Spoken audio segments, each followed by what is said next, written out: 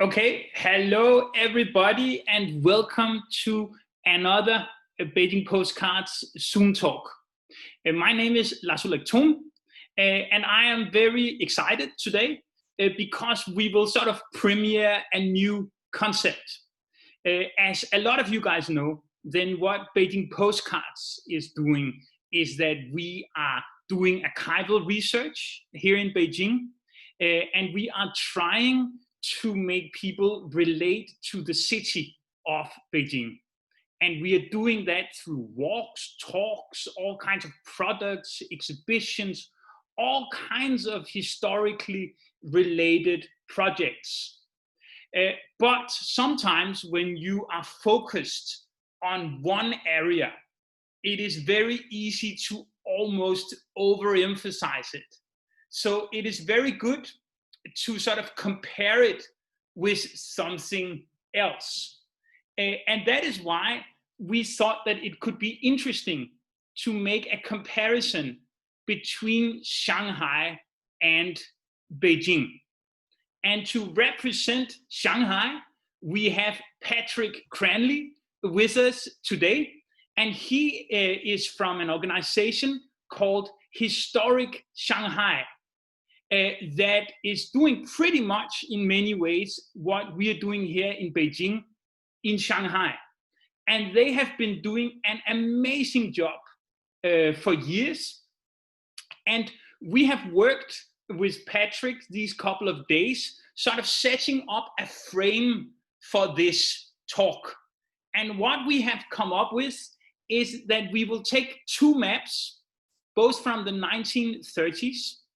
Then we have 10 points that are sort of also representing themes. And they will sort of be the framework for what we will go through in the following. Because even though Shanghai and Beijing are two very different cities, they have obviously also had a whole lot of things in common. Because big cities, they are in very many ways alike. They face the same problems, even though they solve them in different ways. In the following, we will be talking about the Republican period a lot. We will also relate to what was before, and we will also look at what came after. But we have called this talk Urban Explosion because we are looking at the roots of Shanghai and Beijing becoming megacities. So I would also like to remember to say that if you have questions, and we do hope that you have questions, then write them in the chat, and Liying will be sure that we will answer your questions in the end. Another point that I should remember to make is that, as you can imagine, when we worked with this PowerPoint and we had two speakers, then the PowerPoint exploded. And what we will sort of present to you in the following is by far the longest PowerPoint presentation Beijing Postcards has ever sort of hosted. So we will be fairly quick, but I hope that if we are going too quickly and you have questions along the way, then just put them in the chat box and we will get back to you. And the way we'll do it is that first I will present Beijing, and then Patrick will present Shanghai, the Shanghai part. And Patrick has promised me that in the end of this talk, he will also just give a little brief sort of cap about what is the work that Historic Shanghai is doing. What is that? And Liying will also make sure that you know how to find their website and so on. But with that said, let's get to it. So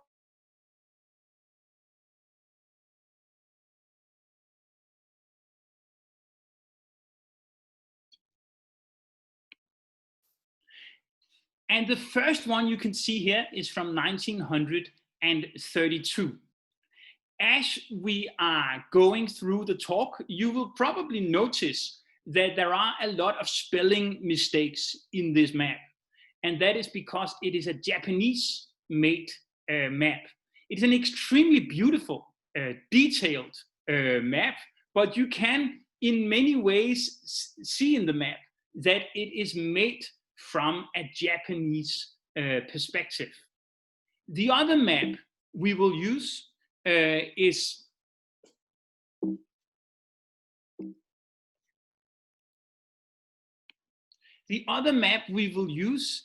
this map you can see here. And that one is from 1936. It is a map that I find extremely fascinating because it is made in a sort of cartoon-like style, but you do not only have sort of cultural elements in it, you also have factories and pagodas side by side. So you can really see sort of how modernity is catching in or on the city of Beijing here. So the first point we will look at is water. And water is obviously important both for Shanghai and Beijing. But maybe it is surprising that I will emphasize water when it comes to Beijing, because obviously Beijing is a city without a harbor to the ocean.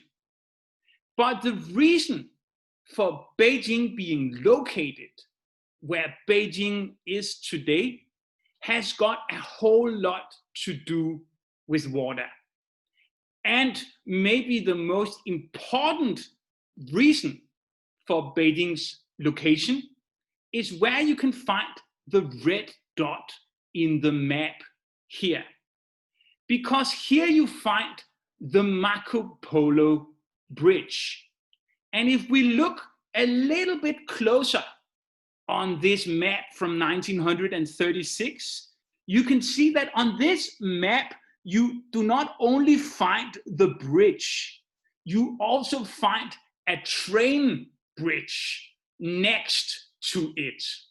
And that is interesting in itself, because for thousands of years, it was the canals and the rivers that provided Beijing with commodities and not least grain.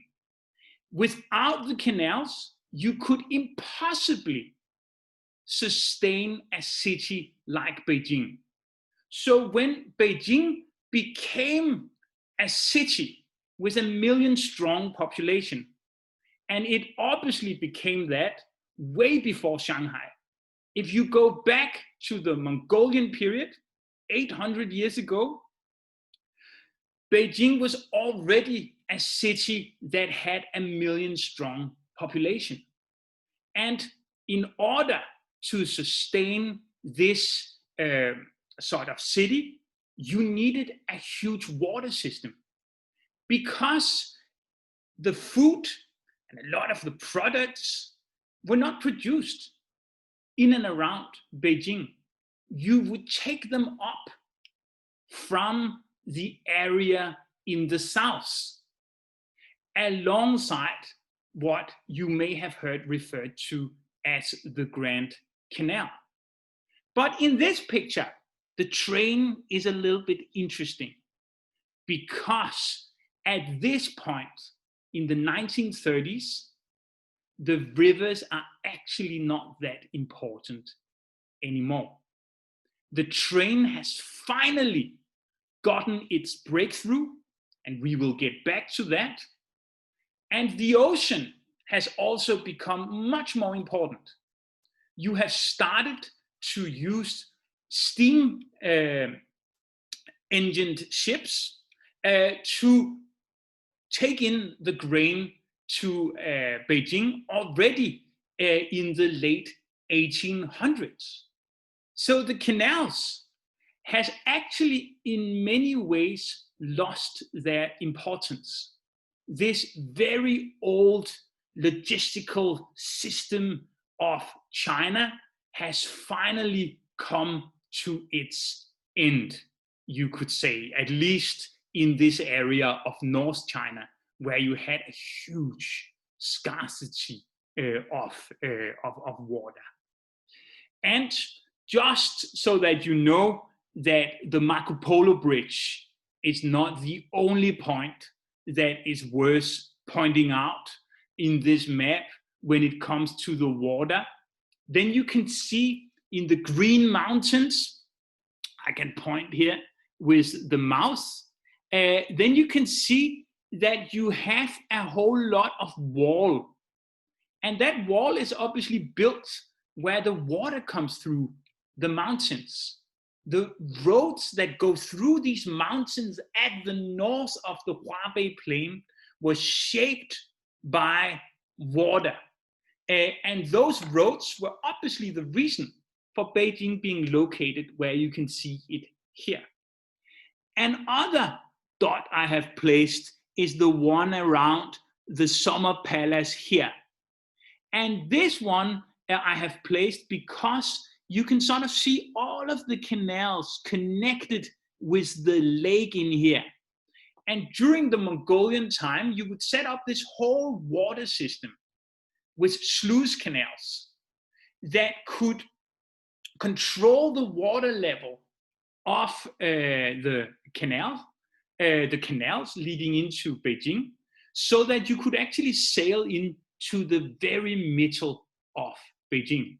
And the last two red dots that you can see here in the right side, I have placed here because the top one is outside a gate called the Chaoyangmen, and the road that you can see just outside it is the one road that leads to Chongzhou, where you have sort of the Beijing port on the Grand Canal. And here below you have the actual water canal that at this point is connected directly with that stretch. And I do not think that it is in any way a sort of exaggeration to call the Grand Canal a lifeline to the city of Beijing. Without it, there is no way you could sustain a population of 1 million people in this area. Okay, so here you can see a map that Patrick has put in, where you can also see where you can very clearly see how the Grand Canal would connect the two cities. So now I will give it over to Patrick for him to talk about Shanghai and water. Well, thank you very much, Lars. Two very interesting cities, right? And you're right, to two very different ways of developing. It's, I think, important to note that Shanghai, which is indicated on this map in the lower right-hand corner, is at the mouth of the Yangtze River, and not actually on the Grand Canal, which supplied the north with supplies that they needed, as Lars says, to sustain their lives up there. So why would anybody in their right minds put a city where Beijing is? And of course, the answer is for military reasons. The first Ming Emperor moved the city or the capital up there in order to facilitate military operations against the tribes in the northeast. And it fell to the south to supply that city. Now, Shanghai, by contrast, was built for trade, for maritime trade more specifically, right?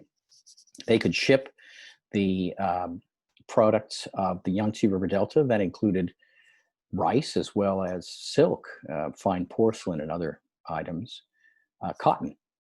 They could ship east, ship north, ship south, and that's what drove the development of Shanghai, which had plenty of water. I think we can go to the next slide. Plenty of water,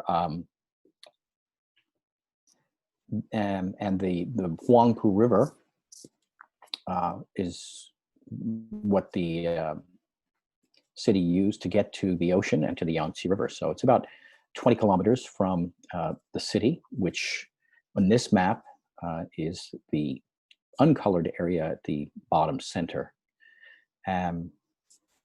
to the Yangtze River and to the ocean. So Shanghai had a completely different raison d'etre, reason for being, than Beijing, and it developed in that way. Now, Nanjing was the capital at the beginning of the Ming Dynasty, and it's just up the river from Shanghai along the Yangtze River. So the Yangtze River Delta was already, by the 15th, 16th, 17th centuries, the richest part of China. And so the city was already a medium-sized port by the time that the foreigners arrived. You know, all the guidebooks say Shanghai was just a small fishing village. That's not really true. There were several 100,000 people living here, and there was an active port area. And on this map, it's that area next to the round circle of the old city wall to the right, which is also uncolored. If you go to the next slide, this is what that area, the Chinese docklands, Shiliupu, looked like at the end of the Qing dynasty. So you can see that's not a tiny fishing port by any means.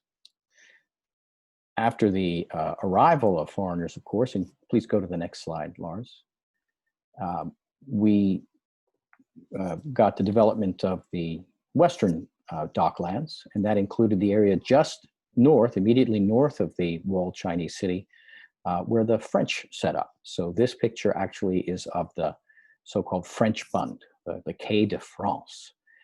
And the building sort of in the top right-hand side is number 1, the Bund. And this photograph would have been taken sometime in the 1920s.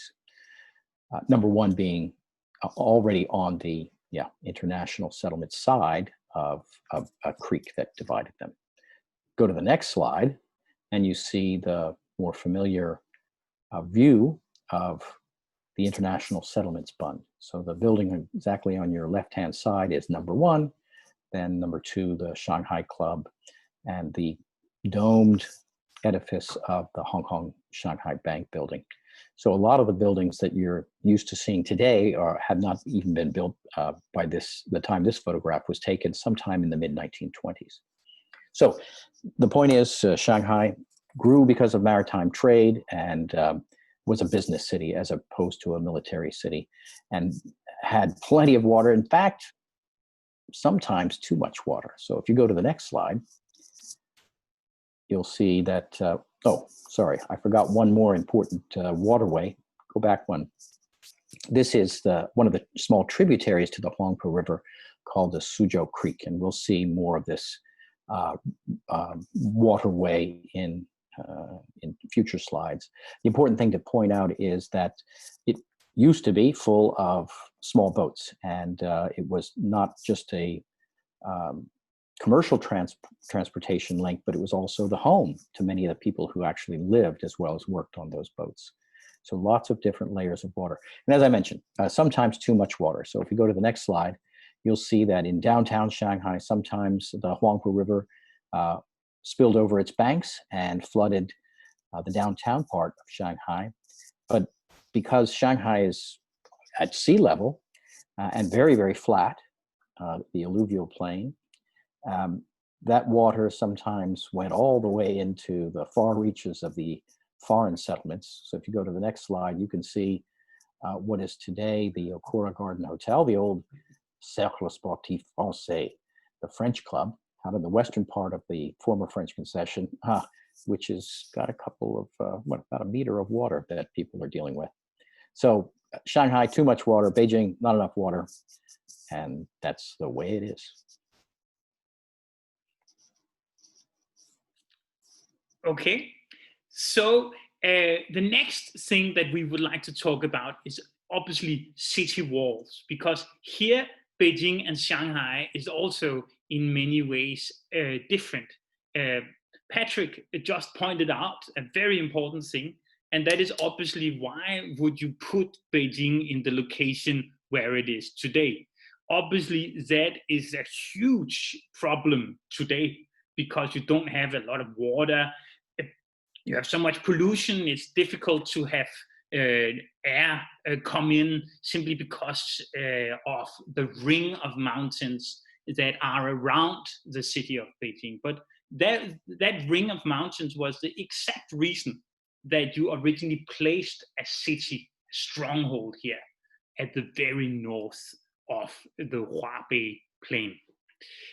And in going back to the map, you can see the mountains, this ring of mountains, and you can feel the wall on top of the mountains. And you can obviously also, in this cartoonish version, see the city of Beijing.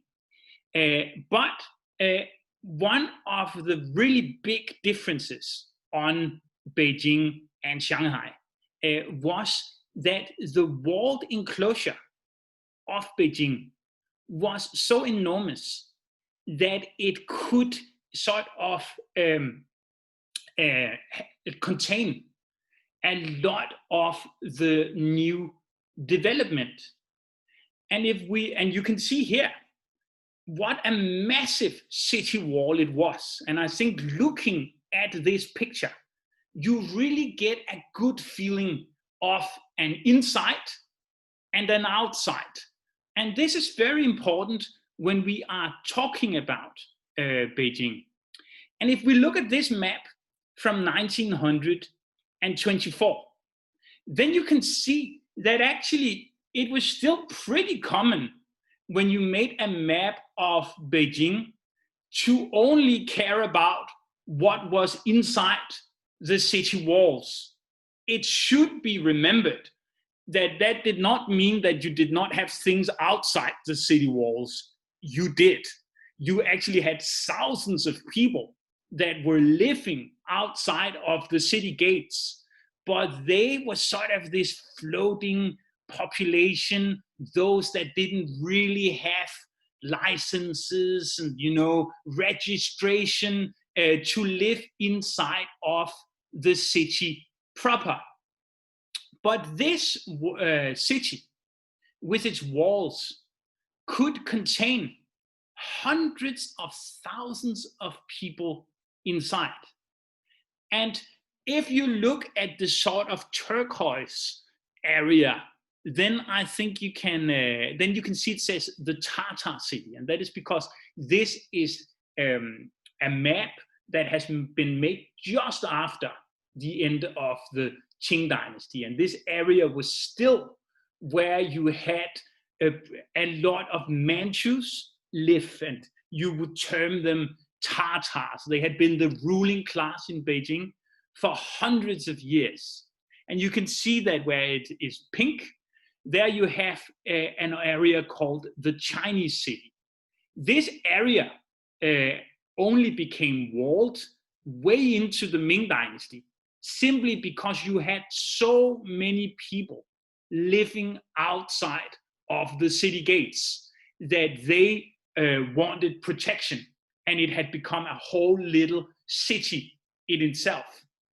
So you would create a wall around the area.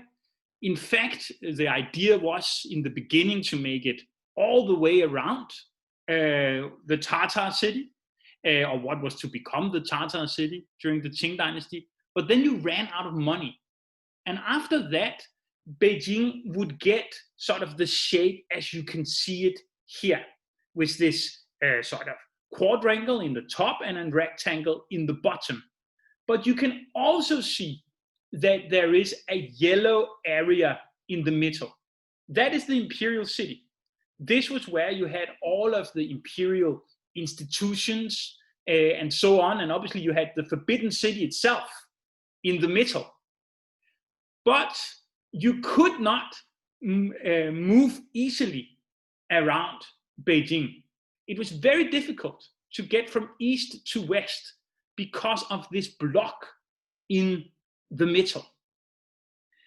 Only in two places could you cross over from east to west.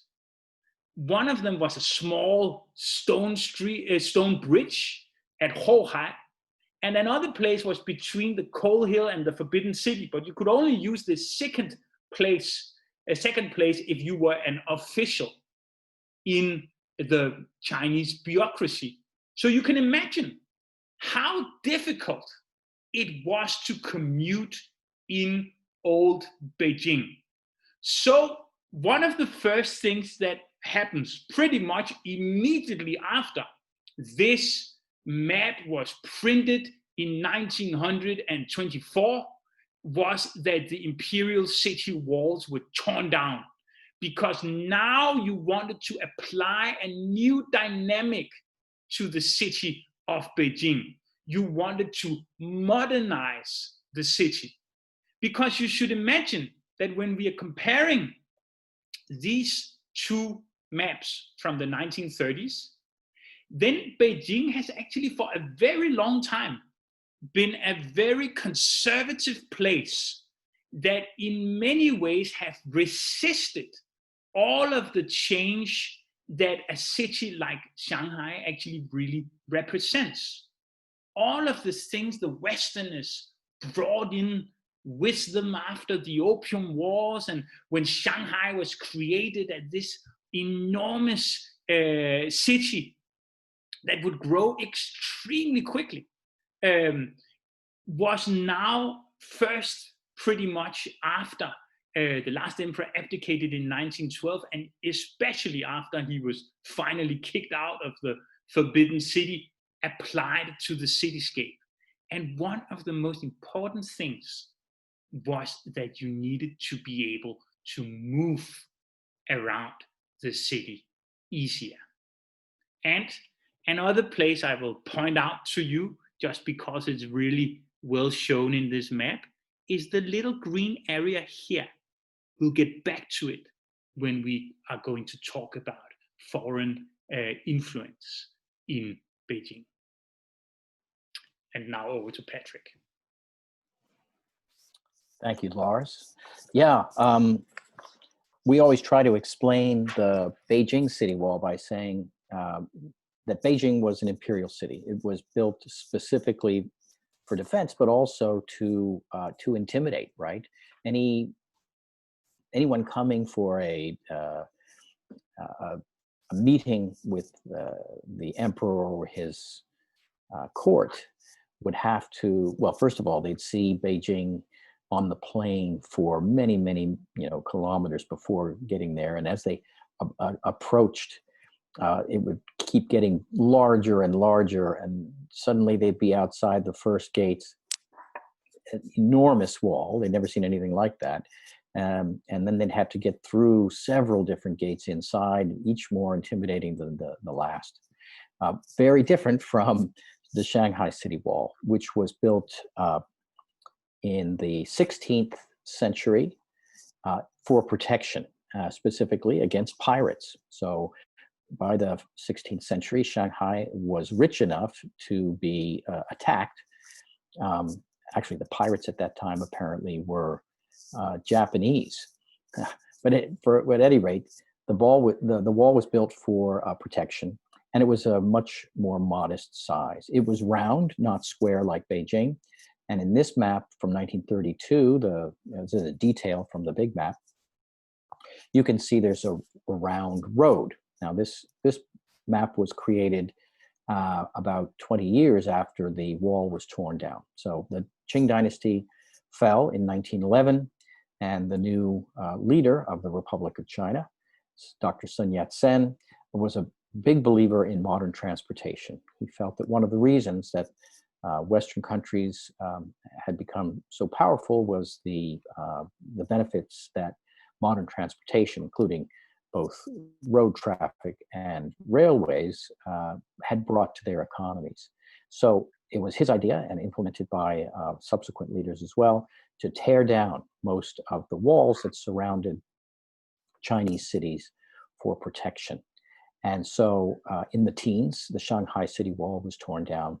And by this time, it was turned into a road. And you can see that it's a a paved road. And the wonderful thing is you can still see the course of the Shanghai City Wall on maps today because this round road still exists. You go to the next slide.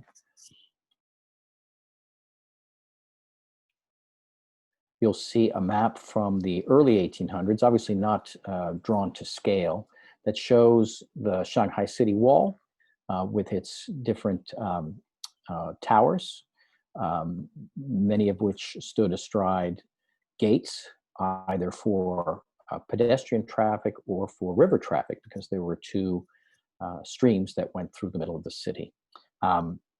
Again, not nearly as large as the Beijing Wall. If you go to the next slide, you can see one of the entrance gates. And oops, sorry, this is a map from 1901 that shows the road still intact. And also you can see going from west to east, the two main streams that went through the old city walls and into the Huangpu River. At this point, 1901, the foreign settlements had not moved very far from the riverside. This today would be from the Bund on the east to Tibet Road, Xizanglu on the west.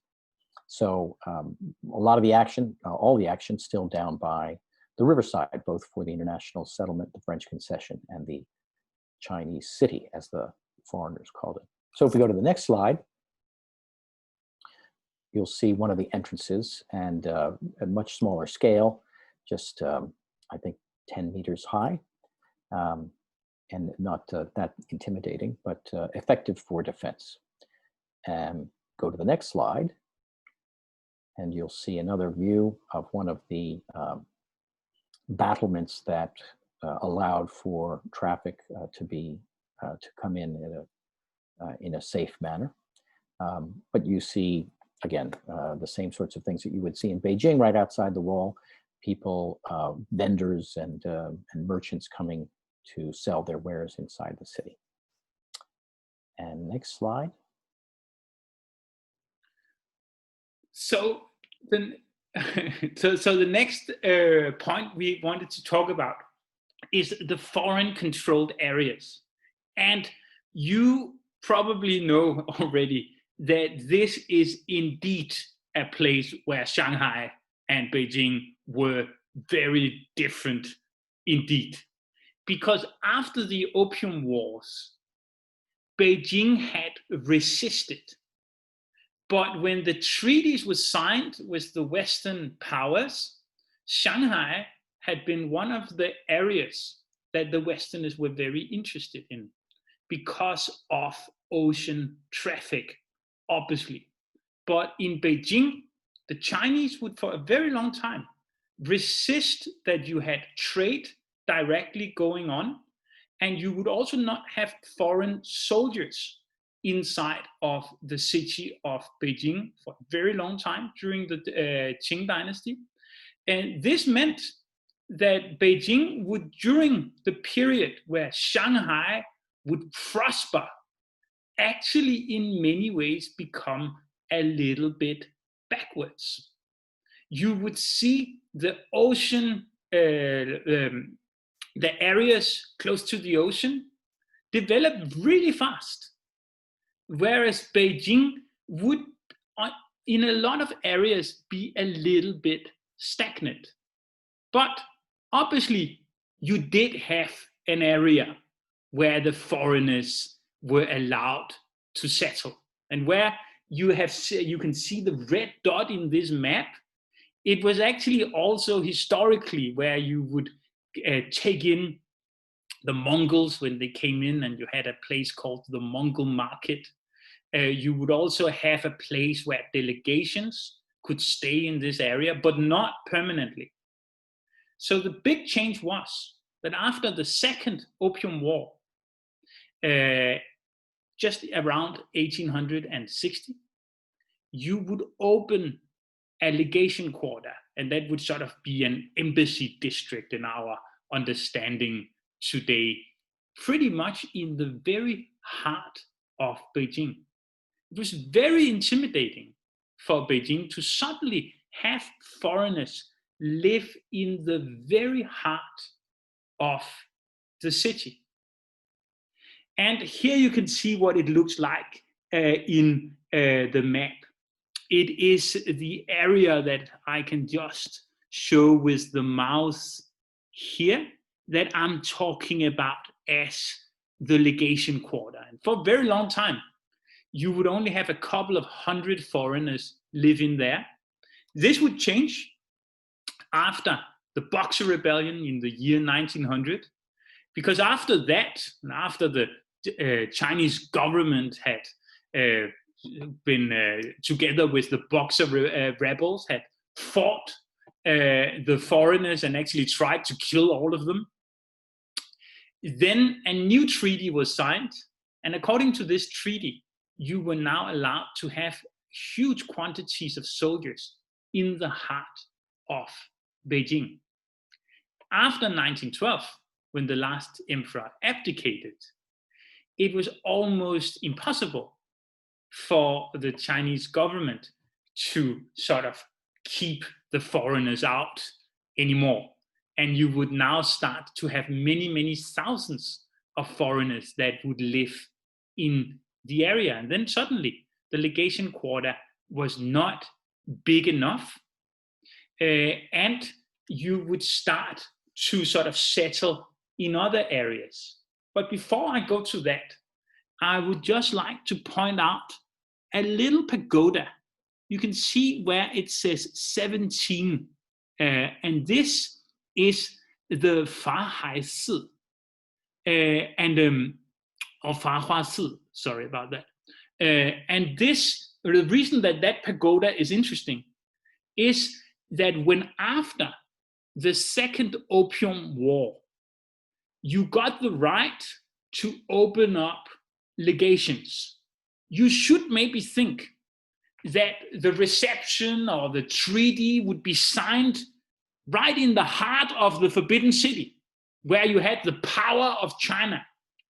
But no, the Chinese found it so intimidating that the foreigners would now come up so close that in the temple affiliated with this little pagoda here, in the very south of the city, you would take over the whole temple, put it under the Chinese government, and then the treaty would be signed here that would open up the legation quarter, that would grant the foreigners access to permanently live in the city of Beijing. There is a point to be made here that I think is quite interesting. And that is that if you look here in the map, you can see that I have shown an area with a red line. And the reason is that when the foreigners, they started to spread, when the legation quarter was not big enough anymore, then in the area I have indicated here, the new embassies would open, a lot of charities, a lot of schools, a lot of universities would open. But the foreigners would pretty much be kept to the east. Very, very few foreigners would, in this period, actually settle in the west. You do obviously have the Beijing out there, and do have you can find examples of foreigners settle in the west, but the bulk of them would keep to the east. And if we compare that with today, it is still pretty much like that. It's the World Trade Center that you have to the east, where a lot of foreigners will work in and around. It's of course the embassy area of the Sanlitun. Some people are saying that it's done on purpose. Some people say it's down to feng shui. Some people say that it is mere coincidence.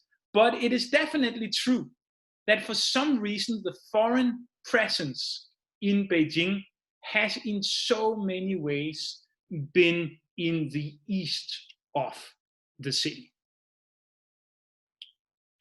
Over to Patrick.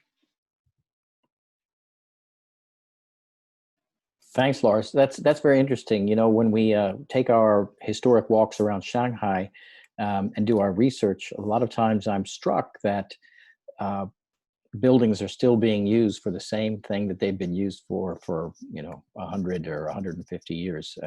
So I think inertia you should put on your list of potential reasons that foreigners still live primarily in the eastern part of Beijing. So this map is essentially like the map of 1932 that we're basing our discussion on this evening, but it's simplified a bit to show you some of the main foreign bits of Shanghai. So completely different style of development, right? There was the Chinese city before the foreigners got here in the 1840s.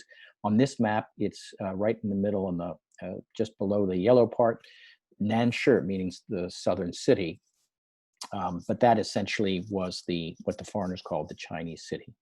And the area that is marked Central District was a little bit more than the original part of the British settlement when they arrived in 1843. Of course, they were followed very quickly by Americans and many other nationalities. And the French settled just south of the British settlement, down by the river still. That's the most right-hand part of the yellow portion in this map. And over the years, both I should mention that in 1863, all of the foreign nations present in Shanghai with extraterritorial rights, that is, they were not subject to the laws of China by treaty, they were subject to the laws of their home countries. So all of these foreign nations banded together and they formed a multinational government whereby any foreigner who owned a certain amount of property in Shanghai could vote for representation on the Shanghai Municipal Council, a committee of businessmen that ran the affairs of the city. So after 1863, there's no more British settlement, no more American settlement. It's all the international settlement. Everybody was in on that deal except for the French, who decided to keep their part of Shanghai, and they had their own municipal council, their own police force, their own judiciary. And so really old Shanghai was 3 different municipalities right next to each other. The international settlement to the north, then the French concession, and then the Chinese city, as it was referred to by the foreigners. And as the population grew and the influence, economic influence of the foreigners increased, they made requests of the Qing authorities for more space to be made available to them. It was not given to the foreigners. They had to buy it from whoever owned the land, but it was within the boundaries set by the emperor that the foreigners were permitted to live and work. And so over time, the international settlement, the purple part, grew both westward and also eastward. And eventually, by the 1930s, it was divided into several districts. You see there, Eastern District, Northern District, Central District, Western District. And that was for purposes of, for instance, the police organization. So there was an Eastern Division and there was a Western Division and all that. Fire protection, etc. And the French concession similarly moved westward over time. Its last, what did they call it? Extension was in 1914. So that the largest part of the French concession was added just before the First World War, and it started to develop after the First World War. So what most people think of in Shanghai when they think of the French concession is that leafy, more residential portion out in the western part. But they should know that just like the international settlement started by the river and grew outward, so did the French concession. So that's that map. Let's see what I put on next, Lars. Next slide. All right, and so it was not a segregated city in the sense that anyone could live in any part of the city. Of course, the Chinese city, the walled city, had primarily Chinese living there, but there were foreign missionaries who chose to live there. And the original legal documents that set up the British and the American and the French settlements initially restricted Chinese from living in them, but that restriction fell apart very, very quickly, especially after the start of the Taiping Rebellion, when many, many Chinese came to Shanghai for protection. So Chinese lived all over, and foreigners could also choose where to live. Most people are surprised when they learn that the French concession actually had very few Frenchmen living in it.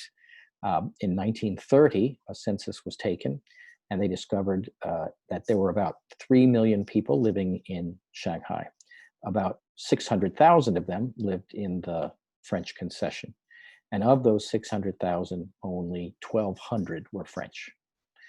There were more British, more Americans living in the French concession by 1930 than French. And the largest portion or the largest population of foreigners living in the French concession in 1930 were Russians.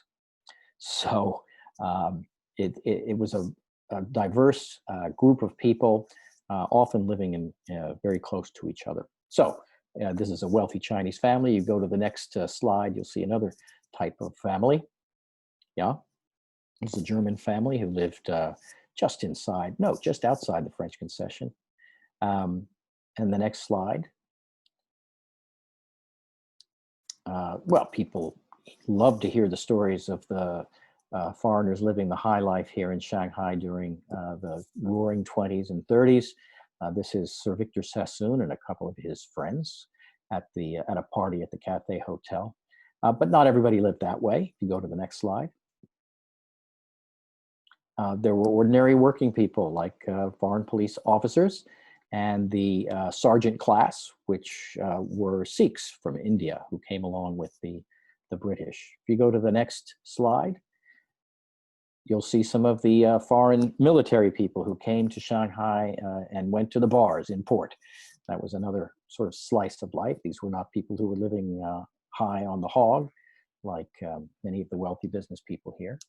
Take a next slide, please. There were wealthy Chinese business people.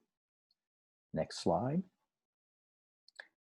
And even entertainers who came to Shanghai to play in the nightclubs and hotel ballrooms. This is Valeda Snow, who was both a trumpet player and a dancer and a singer and a band leader.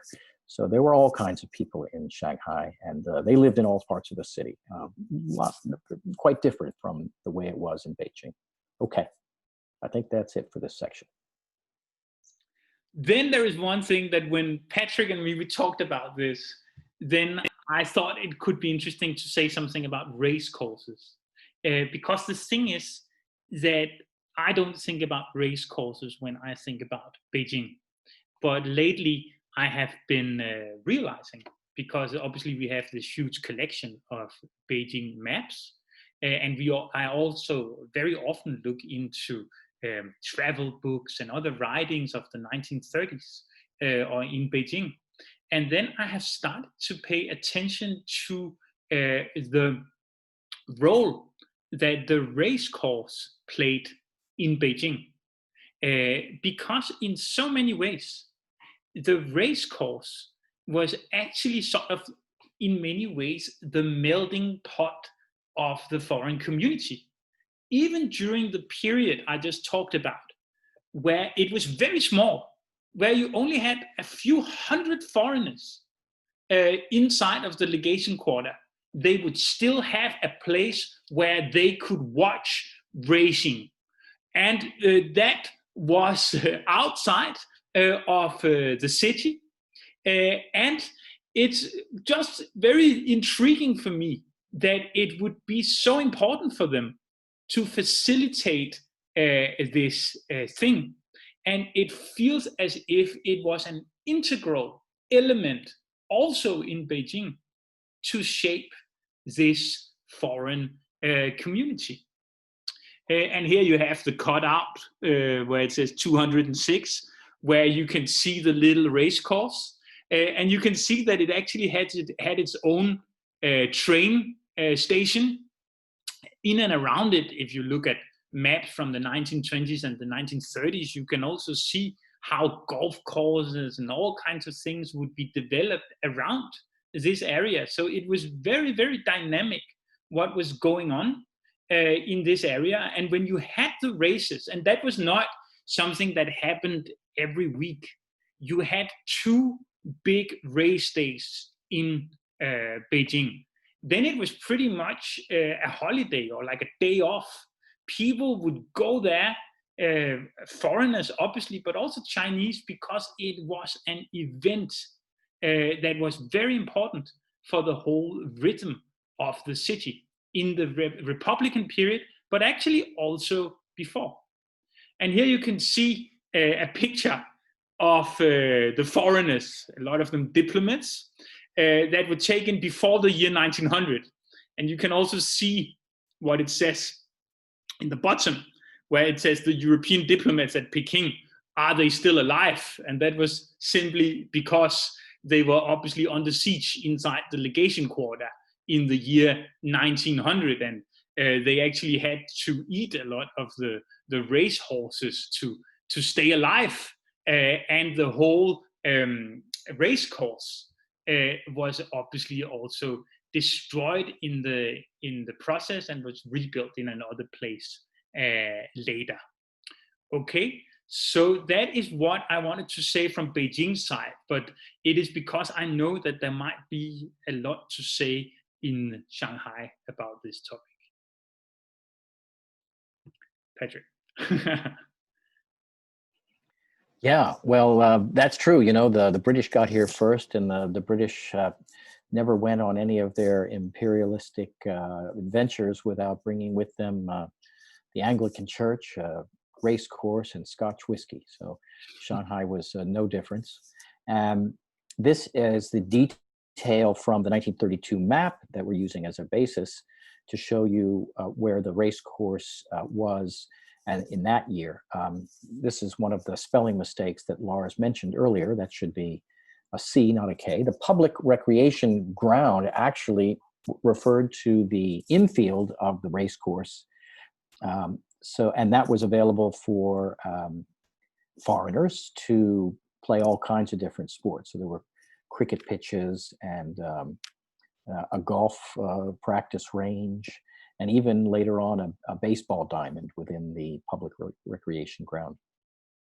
But the race course was purchased by several wealthy foreigners. The land was purchased by several wealthy foreigners, but the area that they first purchased for setting up a race course is actually immediately to the east of the green area you see in this map.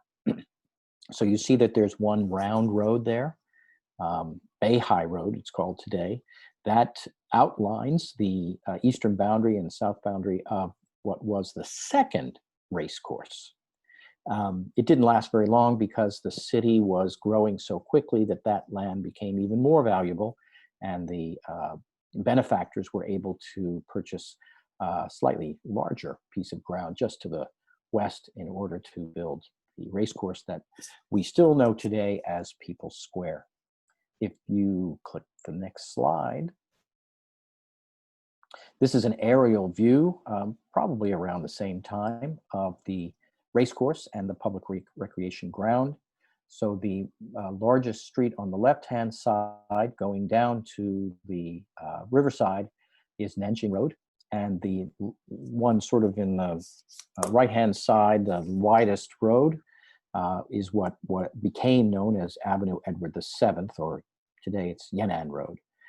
And so the racecourse took up a very large piece of property in between those two roads, pretty much. But you can also see in the middle the round road that outlined the second racecourse. The first one actually was just down up in the upper left-hand corner of this photograph. I mean, obviously, this is almost a century after that first race course was put together, when the international settlement, or rather at that time, the British settlement, only was about 2 blocks deep. So it's long gone, but suffice it to say that there have been 3 race courses. Of course, after 1949, gambling was made illegal by the new government, and the race course was shut down. And the stables, which surrounded the race course, have been converted. All but one, which is a very interesting building. Lars, next time you come down, I'll take you there. There's people living in it now, but you can still see where the horses used to hang their heads out of their stalls. Yeah, that's amazing. If you go to, yep. If you go to the next slide, this is one that Lars put in, which was very helpful because there was another kind of horse racing that did not involve going round in circles, and that was called the paper hunt. You know, a lot of the Europeans who came were used to hunting foxes. Little problem in China, though. No foxes to hunt, at least around Shanghai. So they invented a new type of sport where they would send a rider or two out with small pieces of paper to sort of lay a trail.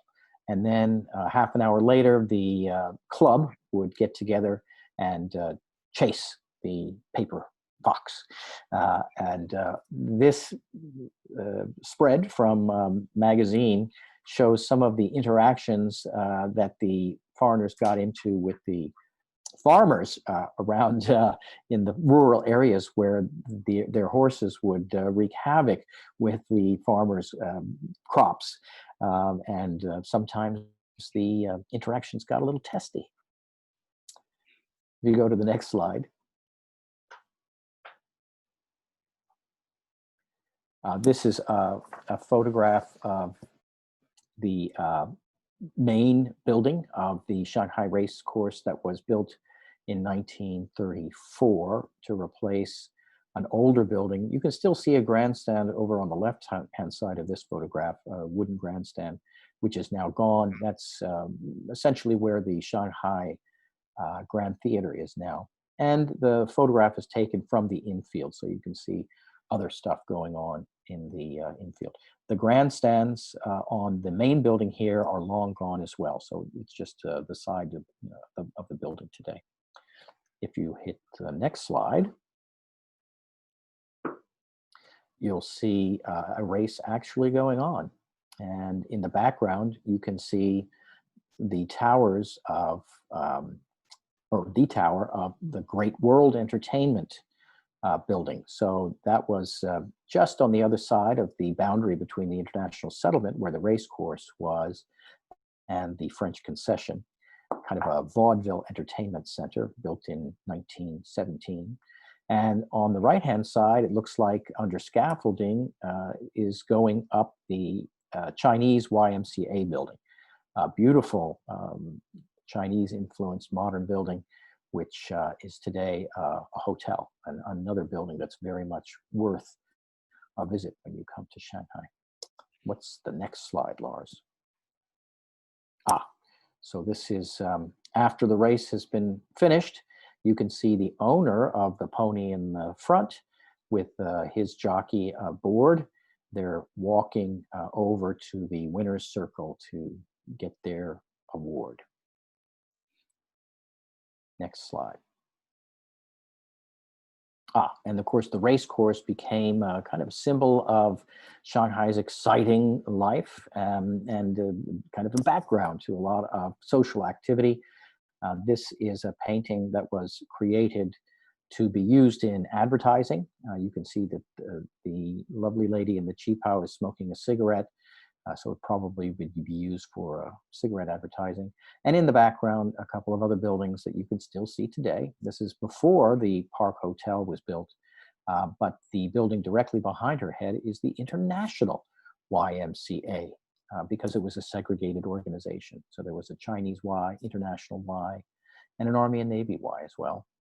And then the Union Assurance building next to that, again, still standing and doing very well today. So no horses, but still interesting things to see around the race course. Next slide. Yeah, and this is just a photograph from the top of the Park Hotel, which we'll talk about in a few minutes.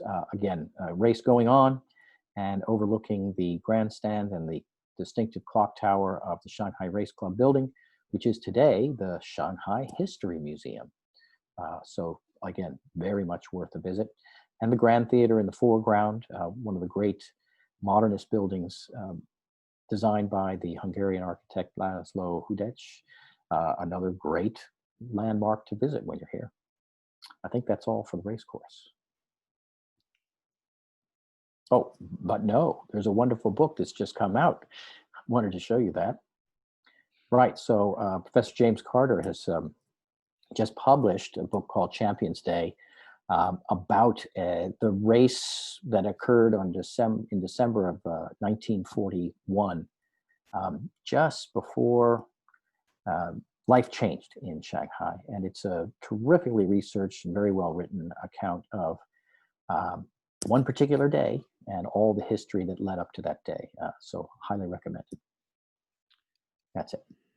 Okay, so from race courses to public space, and that is not a coincidence.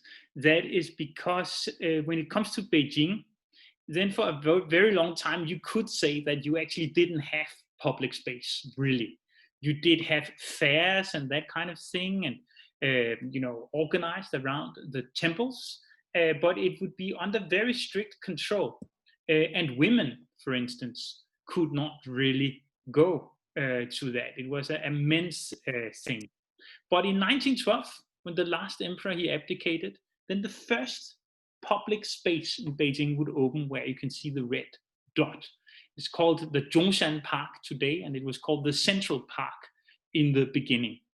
But here you can see that there is a cutout from a magazine I looked at when I prepared for today. And the text underneath the picture says that no European woman ever walks in the streets, for as Lord Curzon remarked, everything is public and indecent. And this is from the year 1900. And the reason for that is, as you can see, that all the roads in Beijing, they were dirt roads.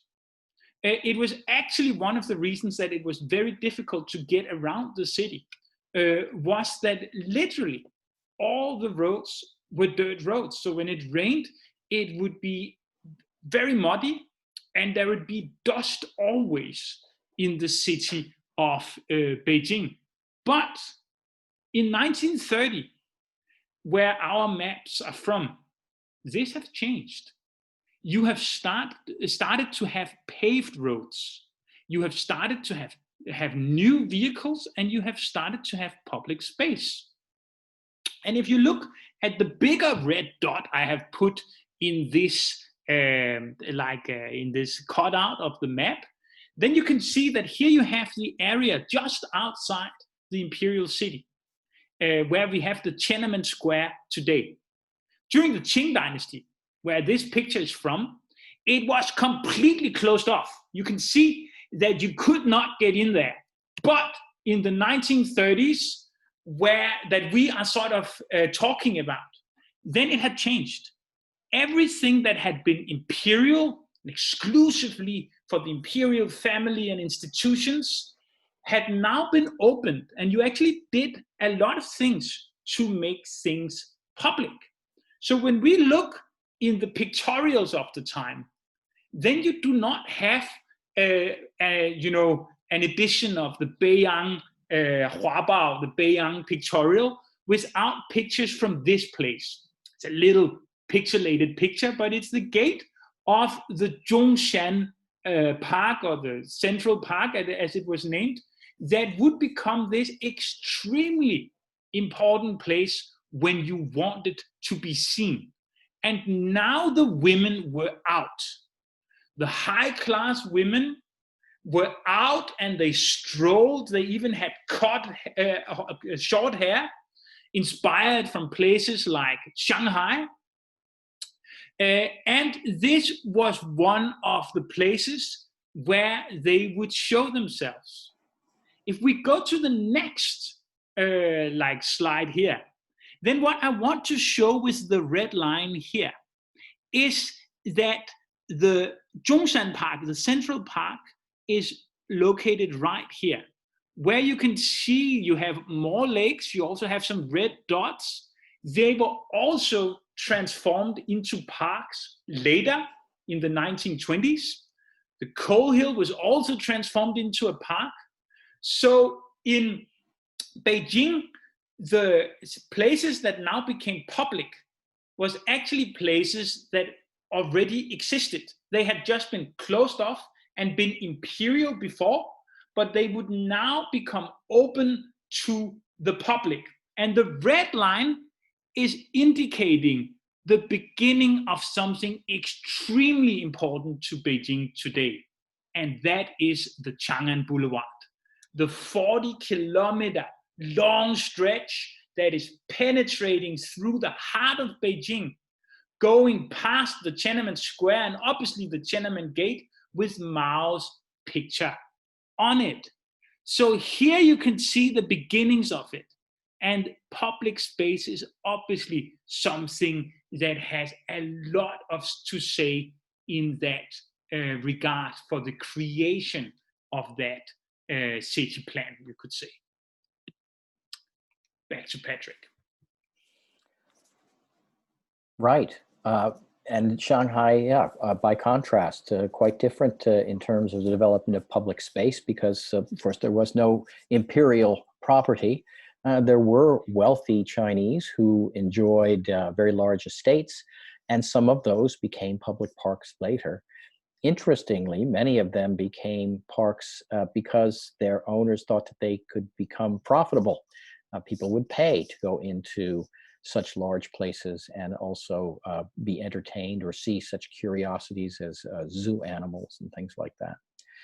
But for the most part, it was a European habit that caused the folks who lived in Shanghai to demand green space, especially as the city became more and more densely populated. So this is the main map, and you can see green bits on this one. If we go to the next slide, this is a more simplified map that shows the parks in bright green or dark green. I'll focus on just a few of them. First, the so-called public gardens. That's the green bit right on the riverside there. And you can see the date of construction says 1868. Actually, they worked on it for many years. It's actually landfill along the riverside, which often flooded. So it was also a practical reason that they put together the public garden. And I think we have some pictures of it if you go. Well, let me talk about the other one that I've highlighted here first. Hang on, go back, yeah. So there's a little sliver to the left of that public garden, and it says Chinese public garden. Well, many people have heard the story that Chinese were excluded from the public gardens and that became a bone of contention amongst the population. The Young Communist Party used to their great propagandistic advantage the story that there was a sign on the public gardens that said no dogs and no Chinese. Well, that's not true. There was certainly a sign on the gate to the public garden when it opened, and it was open to anyone who wanted to go in when it was open in the 1870s. And the sign said a list of things. You can't bring in your dog unless it's on a leash, and properly dressed Chinese were allowed to come in.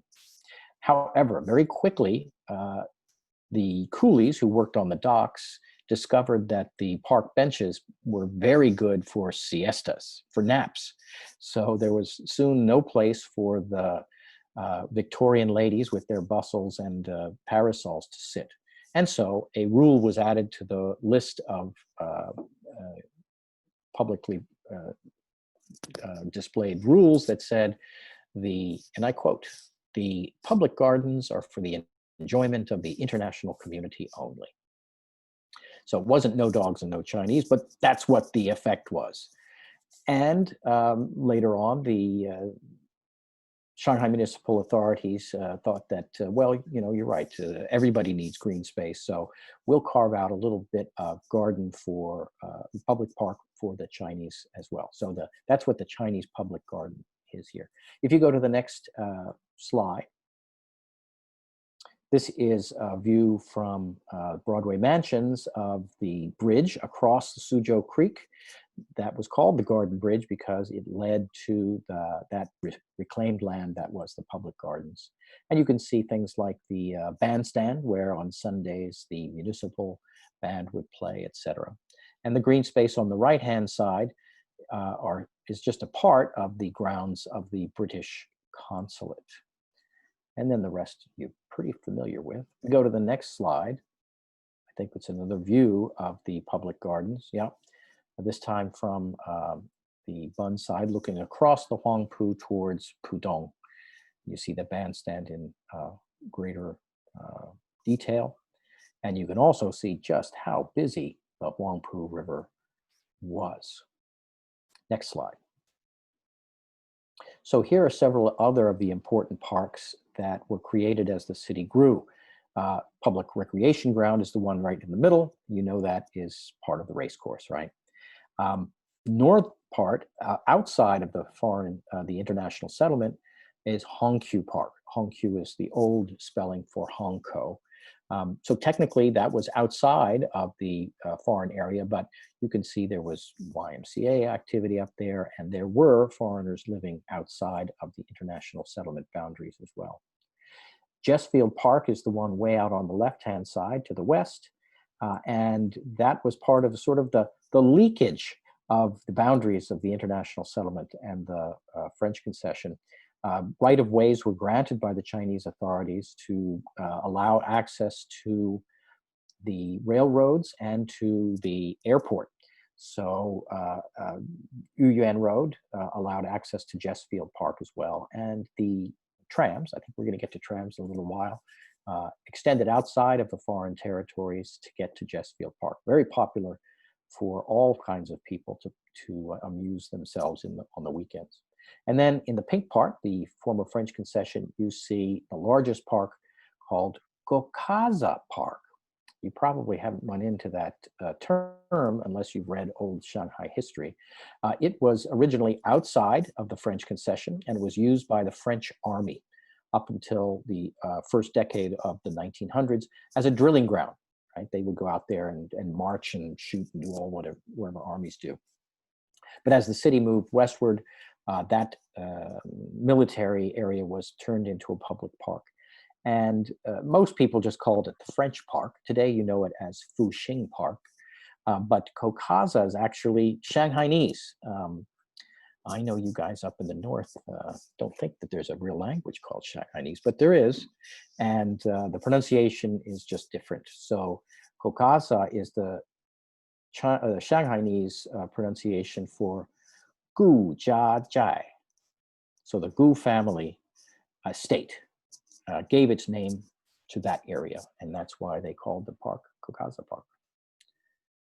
Wayside Park up on the upper right-hand side is in the farther reaches of Hongkou area.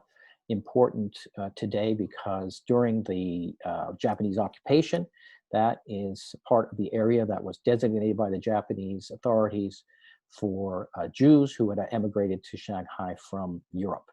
And so the Shanghai Jewish Refugees Museum is just a block away from Wayside Park.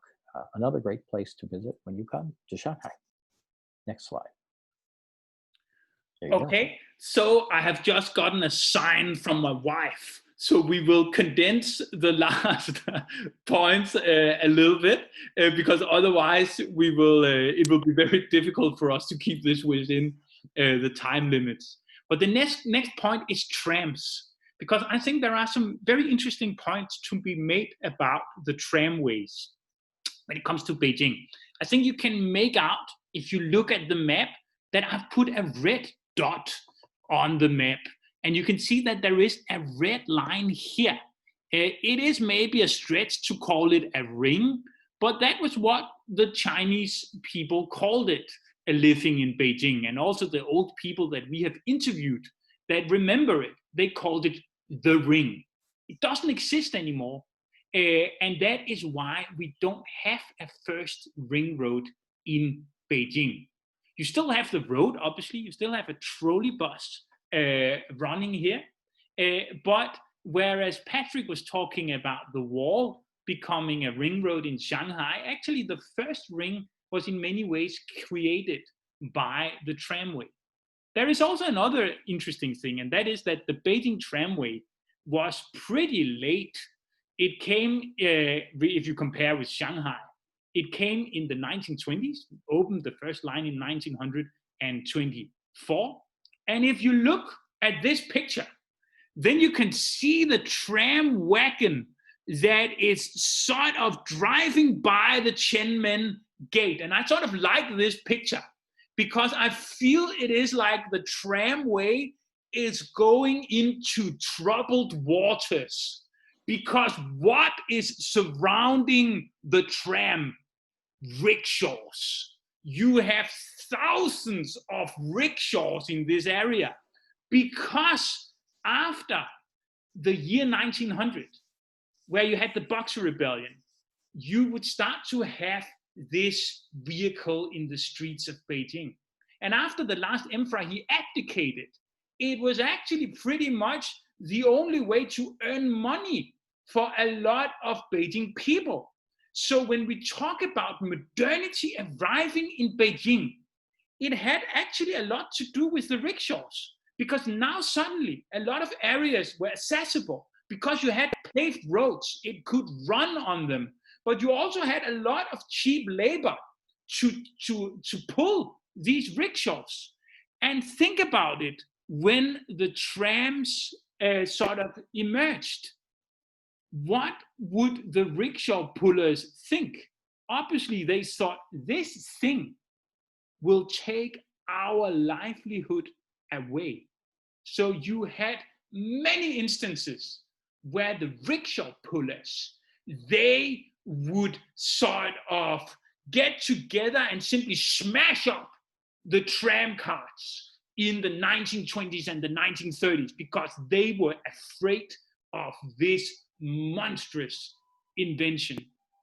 But it would take liberation to sort of kill off the tramways. When Beijing is really sort of growing in size after 1949, the tramway could simply not accommodate enough people, and it was also dangerous, apparently.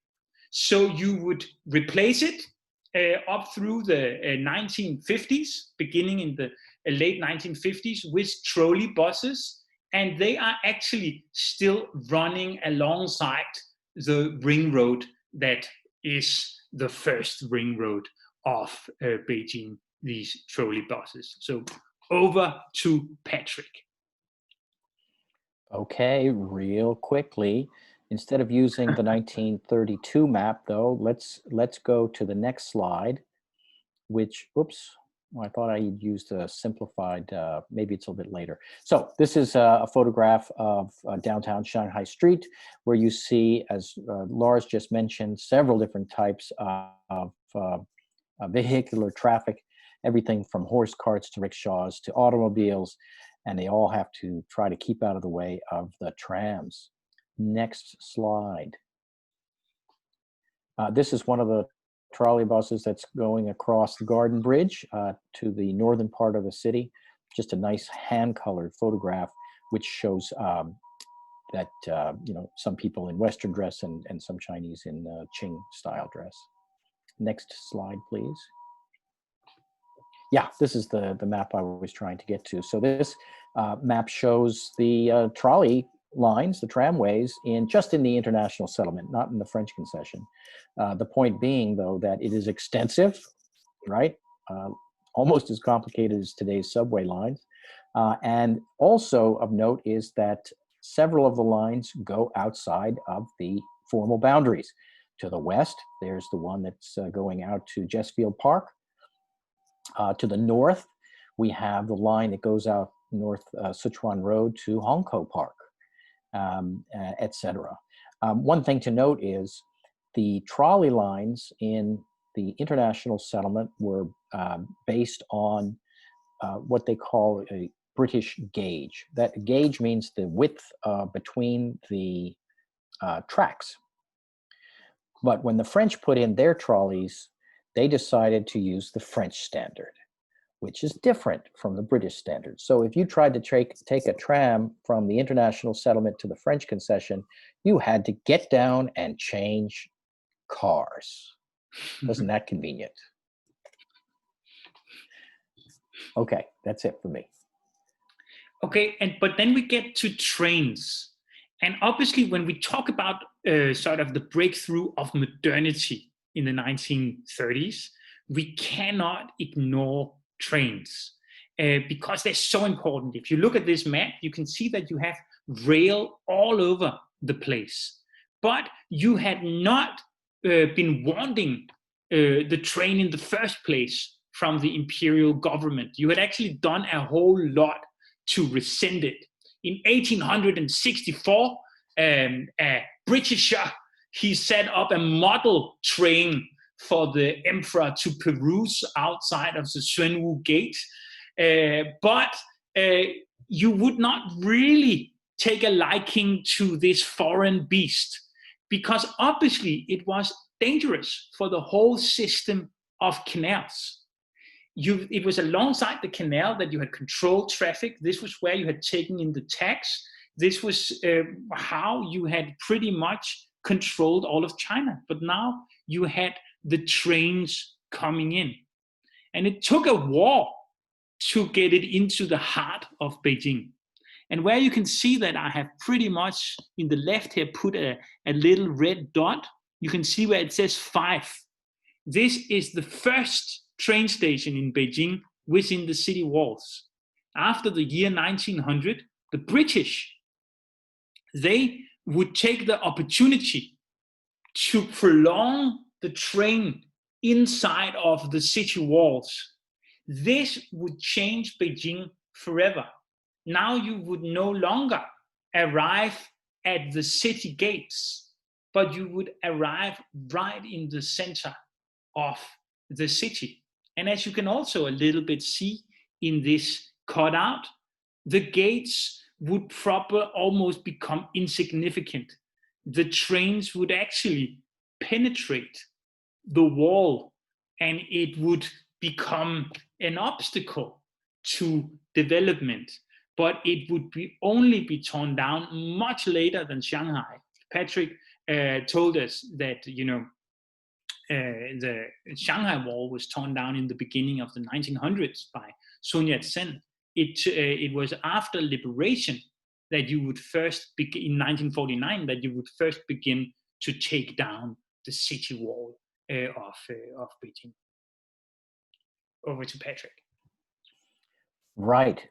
This slide was another that Lars added to the presentation, which is great because it shows the very first railway, which it indicates went from a part of Shanghai out to Wusong, which is where the Huangpu River meets the Yangtze River. So it was going to be a commercial line, and it obviously takes a lot of time and effort and money to put together a railway anywhere in the world. But this one was very ill-fated because the local population, of course, the area that it went through was all rural. The rural population was scared to death of this machine, which was loud and dirty, and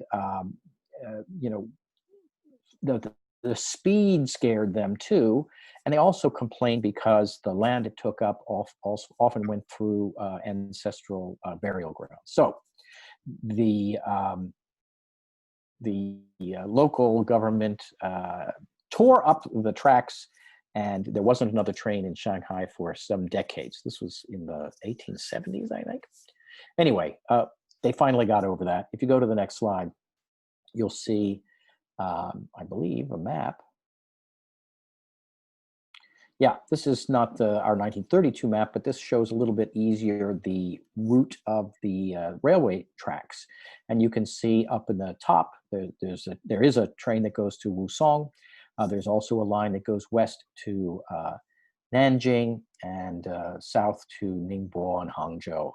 But you'll see something very strange about this, and that is that the North Station up there at the top is outside of the international settlement and doesn't go to the center of the city. And in fact, the track to the west goes around all of the foreign territory down to the Shanghai Southern Station at the bottom of the image. So why so inconvenient? Why so inefficient? Well, it's because the Qing authorities did not allow the train tracks to go onto foreign controlled land. They wanted the railway always to be under their control, even though it was financed and managed and run by foreigners. So it's just a little quirk about Shanghai. It's one of the only major world cities that does not have a railway station right downtown, although the city has grown far beyond these boundaries, and it now is pretty much considered to be downtown. And we have 3 major stations now, so it's a very big network. I think that's it. Okay. And yeah. Sorry, no, this is actually a museum, a railroad museum, and this building is new, but it is based on the old North Railway Station, which was bombed during the conflict with the Japanese. But if you go to the next slide, there's things you can see inside as well as outside. That is an actual old locomotive from the Shanghai railway system.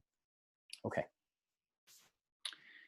And then I put something in about the railways and the birth of stardom. And the reason that I did that is that obviously Beijing and Shanghai are very different. You must have noticed that from what me and Patrick have told you.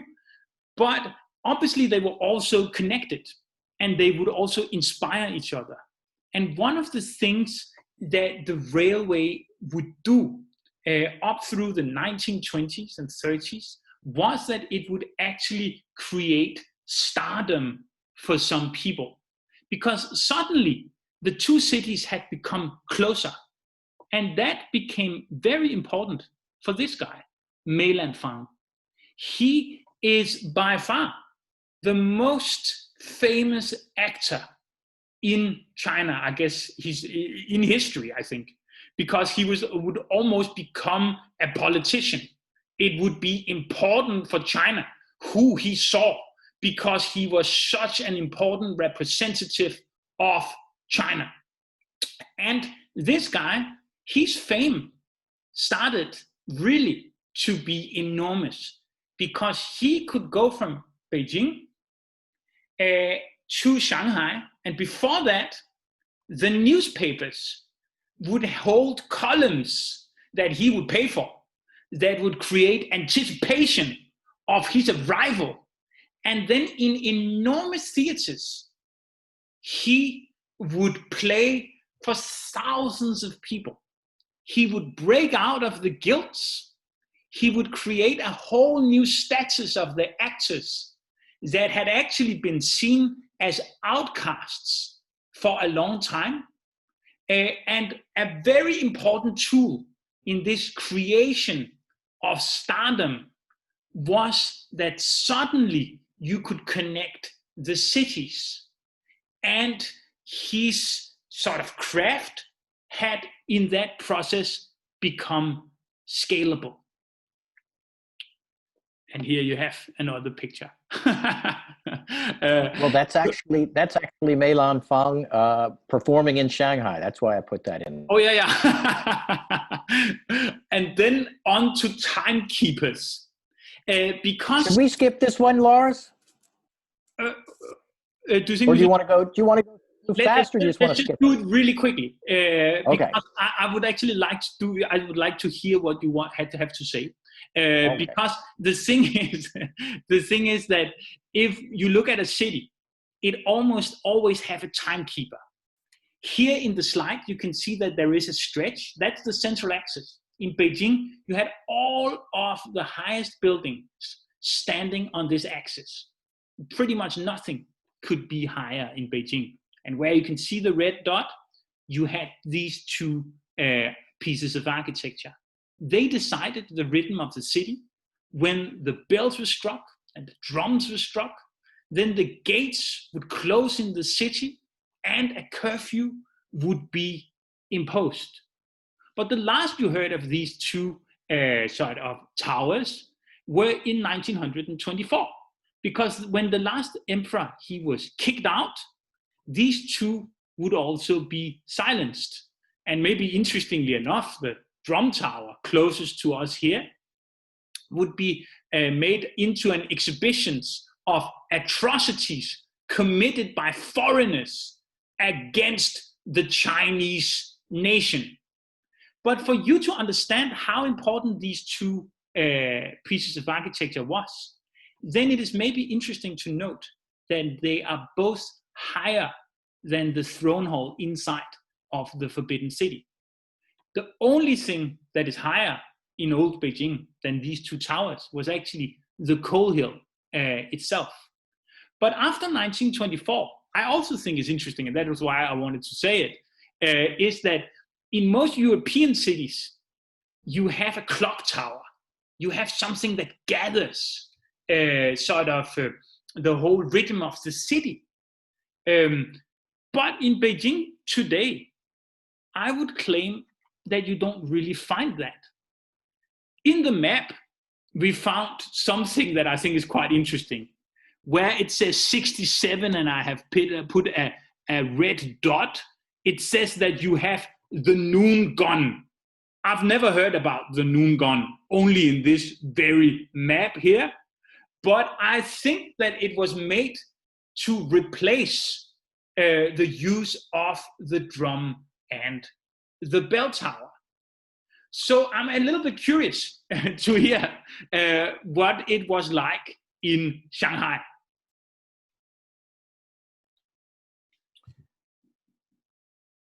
Well, we were all about maritime trade here. So the action was down by the riverside, and so it was the customs house that eventually had a clock installed, and it was a landmark. So the circle here indicates its location along the Bund. We go to the next slide.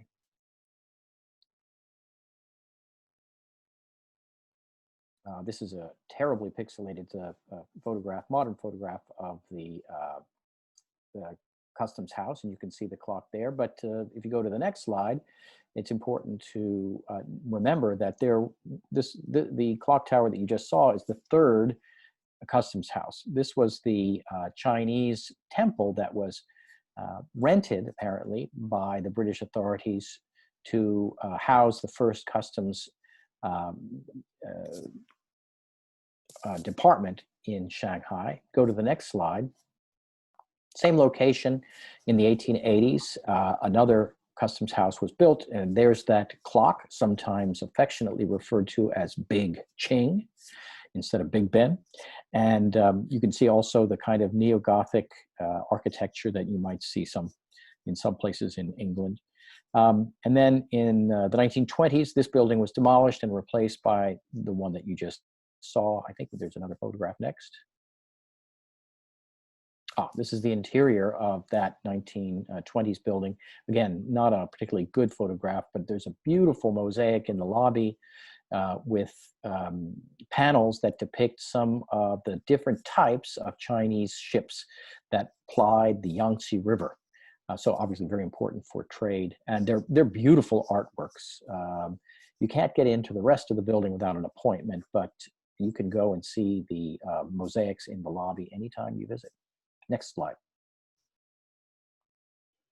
Yeah, and here is just a photograph of that same tower, the clock tower, along the Bund. You can see that it faces the Huangpu, and that it is also quite tall and dominates the skyline in that area of the city. So that's how they kept time in Shanghai in the old days, and still do today.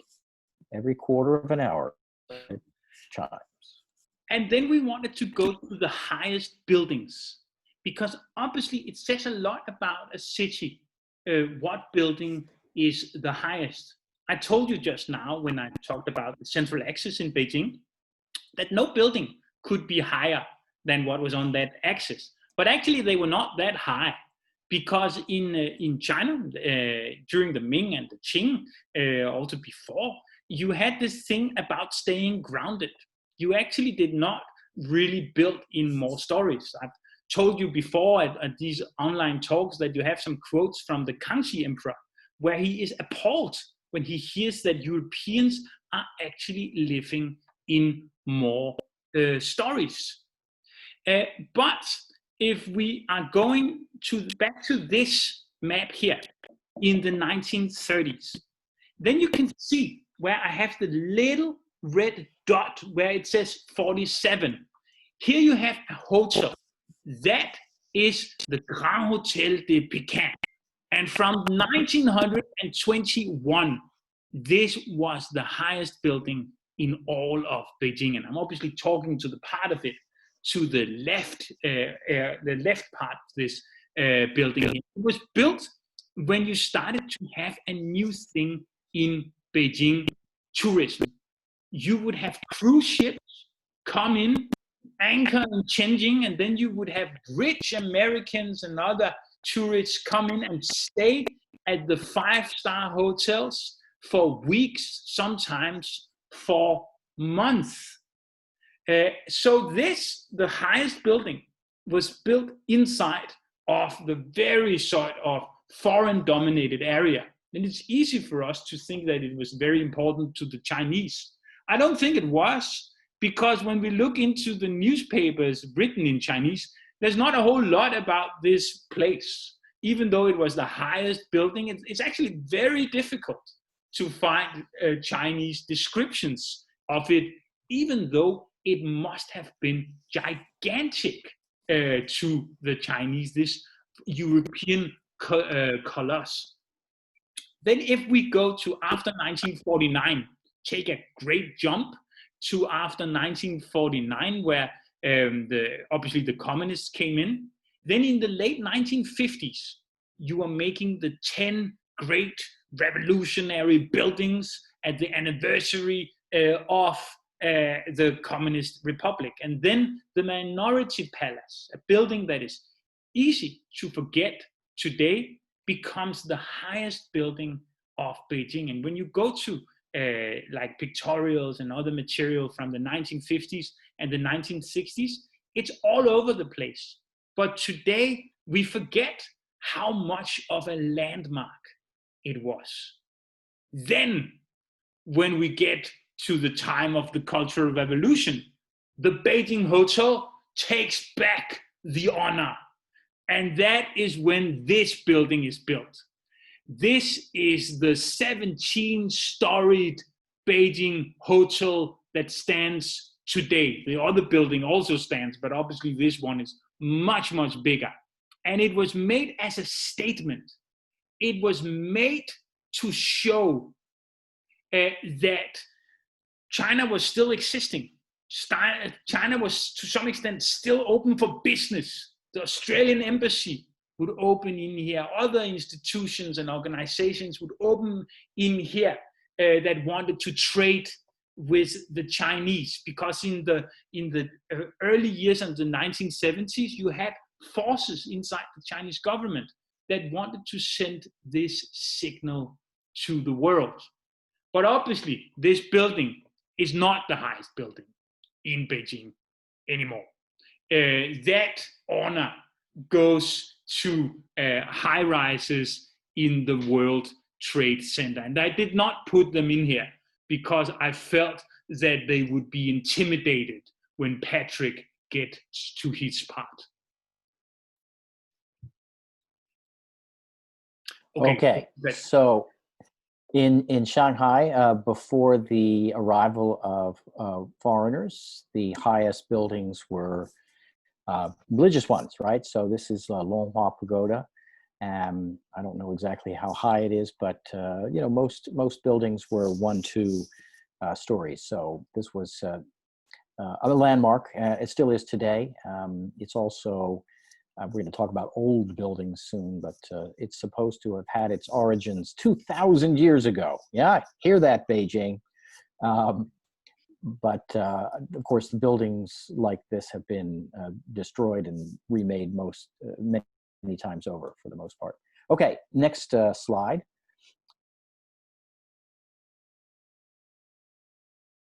Yeah, so here's the 1932 map, and I've just indicated the kind of row of tall buildings, depending on which decade you're talking about, along Nanjing Road.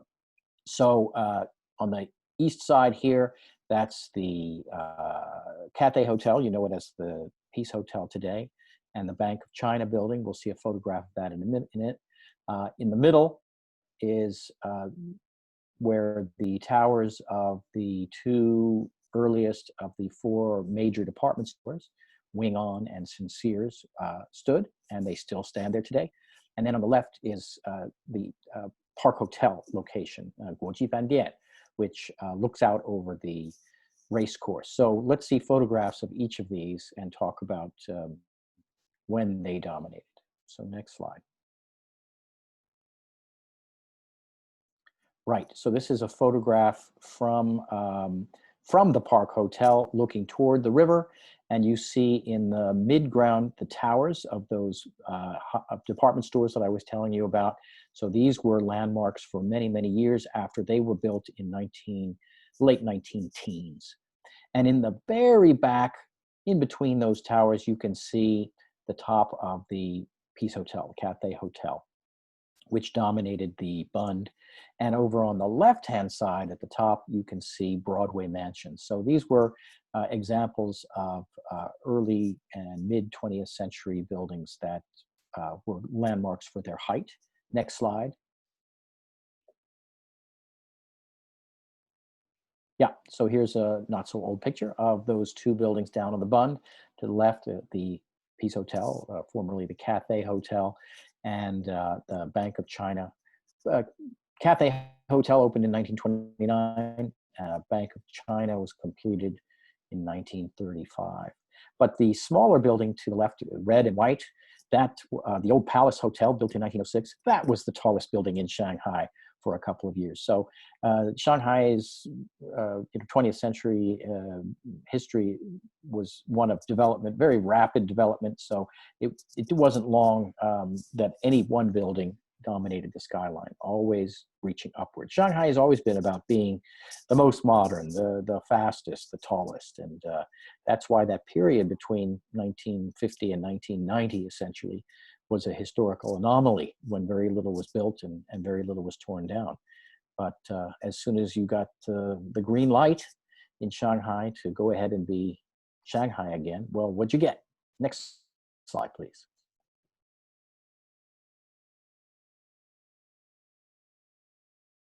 That's the Park Hotel that I was telling you was on the race course. When it was completed in 1934, the Park Hotel was the tallest building in Asia, and it remained that for more than 30 years. So that became the symbol of Shanghai's modernity, and everybody who came to Shanghai or came down from other parts of Shanghai to visit wanted to have their picture taken in front of it, just as people want to have their photographs taken today in front of a landscape, cityscape across in Pudong. Everybody wanted to have a picture in front of the Park Hotel. And that habit continued after the revolution, because it continued to be the tallest building in Asia for many years. So next slide shows a group of officials celebrating that 10-year anniversary when the Minorities building was built in Beijing, by having their group photograph taken on the public recreations ground with the Park Hotel in the background, by now with revolutionary slogans draped on them for National Day. Okay, and like I said, some things never change in the Shanghai spirit. So the next slide shows you what it's famous. Oh, no, sorry. One more slide, which I was going to mention, because while it's not the tallest building, the Embankment building apartments built in the mid-1930s were the largest apartment building in the world. Not the tallest, but it was the largest apartment building. So in terms of just sheer volume, it should be mentioned. Okay, sorry, next slide, and I'm done.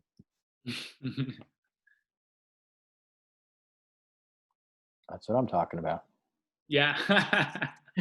Yeah. Do you want to comment anything on this, or do you want it to talk for itself? Well, I think most people know the building on the right, Shanghai Tower, is, I think, still the second tallest building in the world. after the Burj Khalifa in Dubai. 642 meters for those of you who are keeping score. That's all.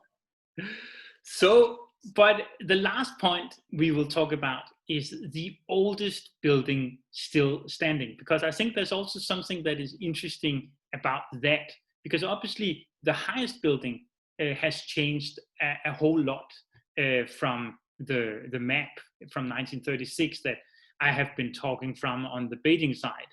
But if you look at where you can see the red dot is here, then you can see that there is a pagoda where it says 197. It is like the pagoda of a temple called the Si. You can also marvel about why is this pagoda outside of the city wall. That is because it's actually not a Ming Dynasty pagoda. This pagoda is from the Liao Dynasty, a dynasty that didn't even control all of China.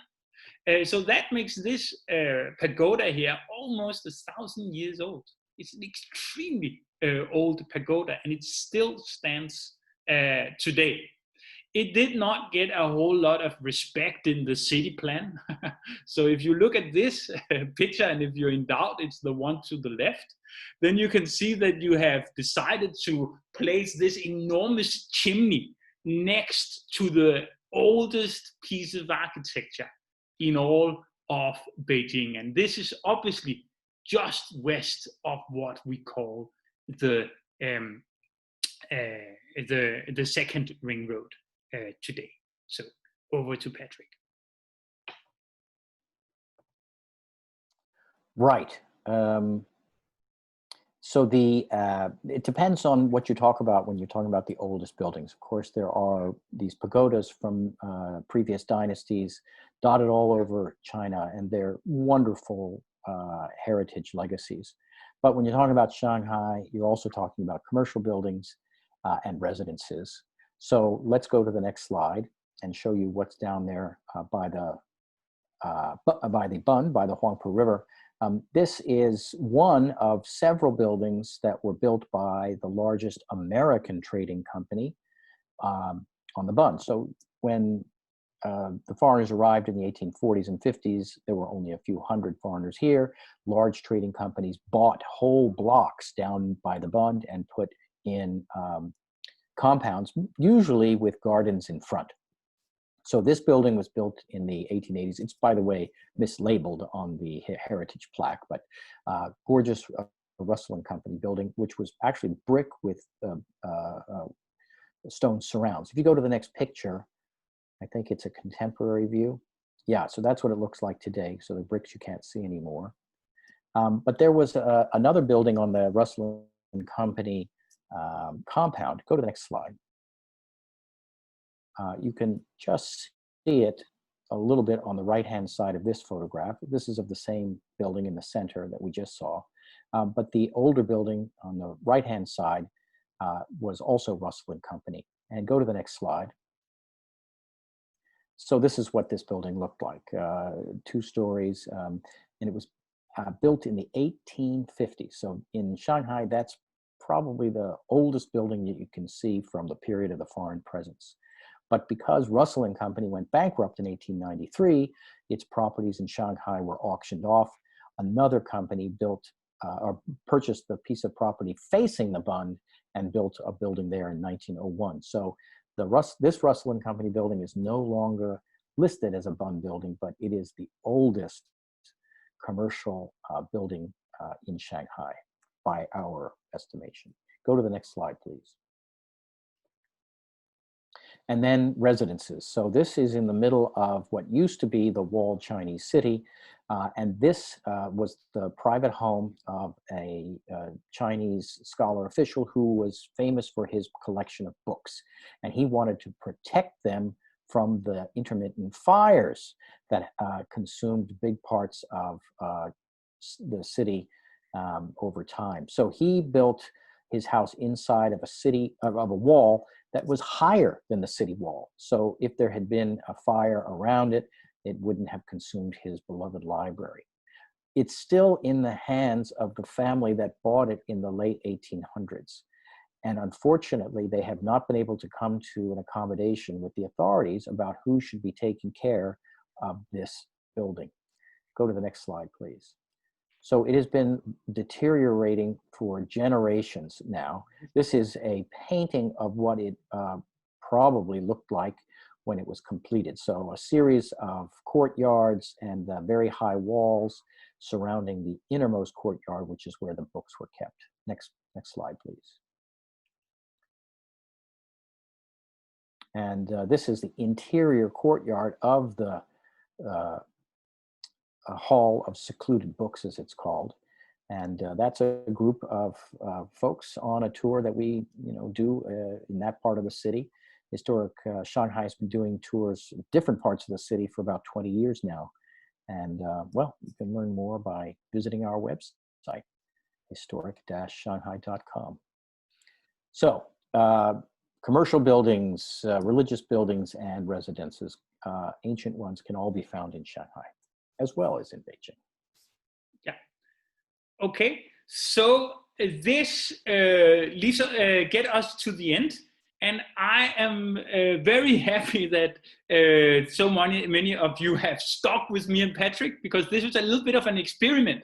How can we do this? Talk about two cities at the first time, having two historians talk one after the other. We're very excited to hear what you think about this format.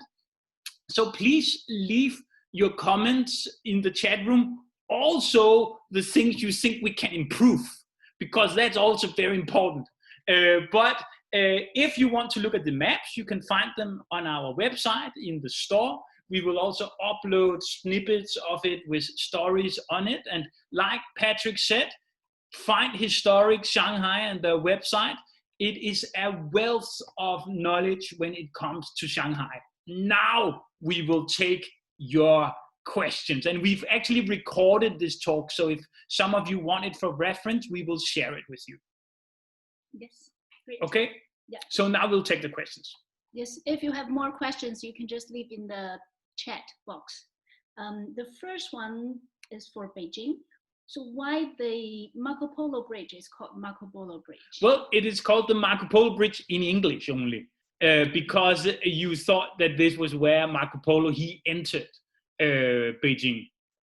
And you, some like Francis Wood especially, would question whether he actually ever got to Beijing.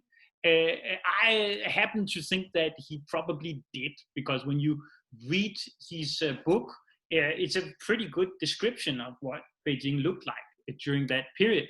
But if he did, then that was where he entered Beijing from, and that is why you call it the Marco Polo Bridge in English. In Chinese, it's called the Lugochao. Yeah. So next question is for Shanghai. Why did the French not join the rest of the international settlement government in Shanghai? I think that's for Patrick. Can you hear us, Patrick? Patrick?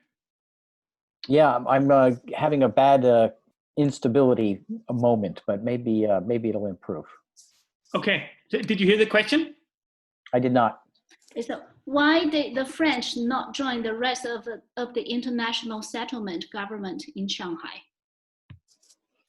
Well, that's a very good question.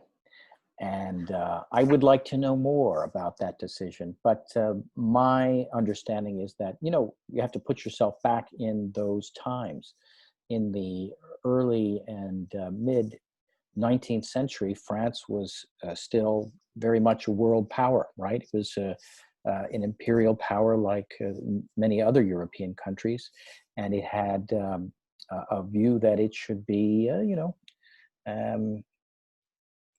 of the same sort of status that it thought it deserved. So it decided not to go in with the rest of the gang, and to perhaps develop its Shanghai foothold in conjunction with its Southeast Asian holdings in Vietnam and Cambodia and places like that.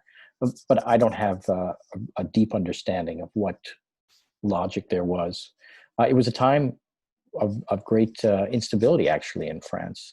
Several republics in a row sort of failed, and there was a lot of politics going on. So it might have been a political decision as well. I I don't want to speculate, actually. Maybe some of our French friends will join the conversation next time. Thanks for the question, though. I have a question a little bit related to that one, because I think it's interesting that if you had so few French in the French concession at some points, were the French actually still sort of controlling the concession, or did the Russians and the English actually have a great say in how the concession was run? No, actually, the French did have very much control. It was French law, and the structure of the authorities there was a little different than in the international settlement. Political and military affairs continued to be taken care of by the embassies of all those different countries. The embassies were in Beijing, whereas the French concession in Shanghai was kind of directly administered by the French central government. So it was a different sort of a setup, and everybody seemed to be pretty happy with it. Very interestingly, some of they had some issues getting started because they did not have a big contingent of traders here, of commercial people who were used to dealing with Chinese authorities. Fortunately for the French, however, the Catholic missionaries knew the language because they had studied it, right? A missionary wants to convert the local folks. So the French government authorities were assisted in their negotiations with the Chinese authorities by the Catholic missionaries. But that's another story, isn't it? Thank you. So next one, I think, is for Beijing. So Shanghai sounds like a much more friendly city for foreigners. So what was the motivation for foreigners to settle in Beijing? And what was the travel movement like from Shanghai to Beijing, for example? Was it possible for a foreigner to travel within China? Okay, so that's a lot of questions. And it's also important to understand that this is a thing that changed a lot. Like if we're talking about the 1930s, it's one thing. If we go back to the Qing dynasty, it's very different. So the reason that you first had a foreign settlement in Beijing was diplomatic. You wanted to be able to be close to where decisions were taken, and you wanted to influence them.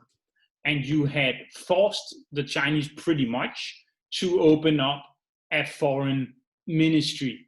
And then there is also another thing and reason for foreigners to settle in Beijing. And that was that there was actually almost a thirst for knowledge. So you had a lot of journalists, you had a lot of people that wanted to write about China that would settle in Beijing. Then after the year 1900, all of this starts to change. After Beijing is forced open, you get more sort of freedom for the foreigners, not least because you have so many foreign soldiers now in Beijing. So it is almost impossible for the Chinese government to keep the foreigners from penetrating into business in Beijing as well. And then there is a period after 1912 where there's actually a lot of opportunity in Beijing. People will go there because things are cheap. Because the government has pretty much gone bankrupt. It's not better in 1936, where you have moved the capital to Nanjing. So a lot of foreigners will actually go to Beijing for opportunity. The Russians will flee to Beijing because is one of like China is one of the only areas that will actually accept white Russians fleeing the the communists and that kind of thing. So you have all kinds of reasons for this. Could you travel freely around China during the Qing dynasty? No, you could not. But it would sort of be very different in the time after the emperor abdicated. And like I indicated, you would start to have a lot of things going on, Shanghai, Beijing, actually, where suddenly the flagship would in many ways actually be Shanghai in the Republican period. Okay, I hope that was an answer. Yeah. So next question is for Patrick. Which country was the most influential in the development of Shanghai versus Beijing? Well, a good question, but I think an appropriate answer is so many countries contributed to the development of Shanghai that I wouldn't point out one in particular. Although in the 19th century, the British dominated not just in administration, but also in numbers. But that changed after, especially after the First World War, but in the 20th century, so many people came from so many other places in larger numbers. As I mentioned, other nationalities were more numerous than even the British. So a lot of people, for instance, kind of overlook the fact that the largest foreign population in Shanghai after 1910 was Japanese. And most of those Japanese were small commercial business operators. Why did they come to Shanghai, of all places? Well, there were a couple of really bad earthquakes in Japan, and they went through some difficult economic times. And so some people thought, oh well, while Tokyo is being rebuilt, I'll go over to Shanghai because I understand their economy is booming.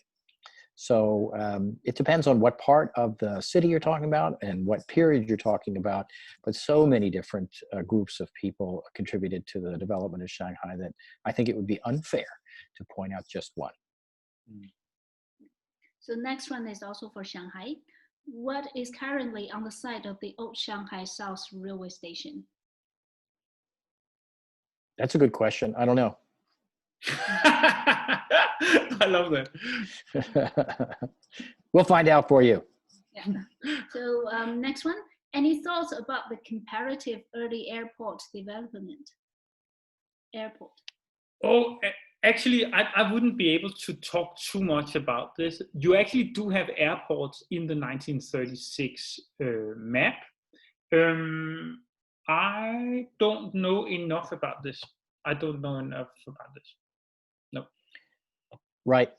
Well, because Shanghai was always about being the most modern, I can report that the first manned flight in China was in Shanghai, and it was by a Frenchman.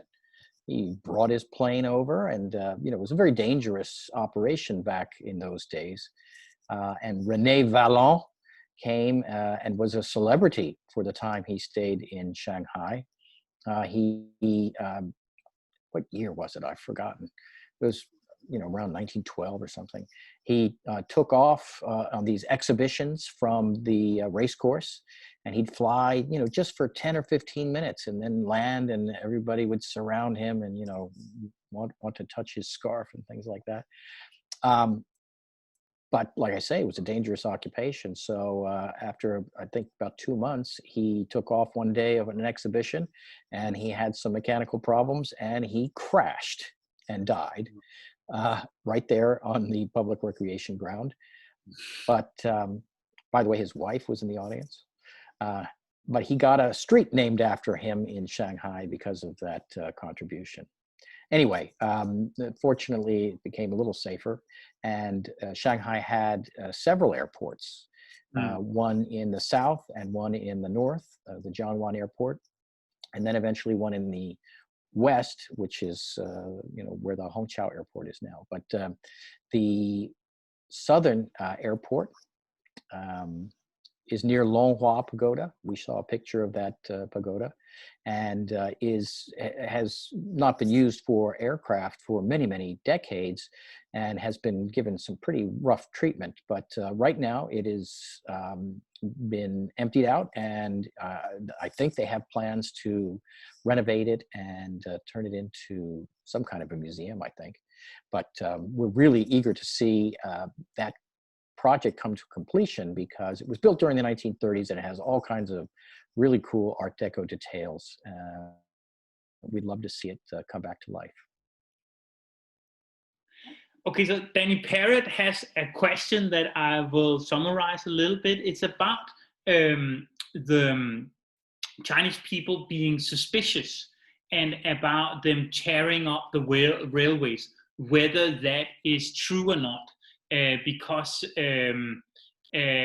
like Danny is thinking, like, is this really true or is it just rumor? And I would, on my part, say that I definitely think that it's not only rumor, because you have a lot of descriptions of this kind of thing.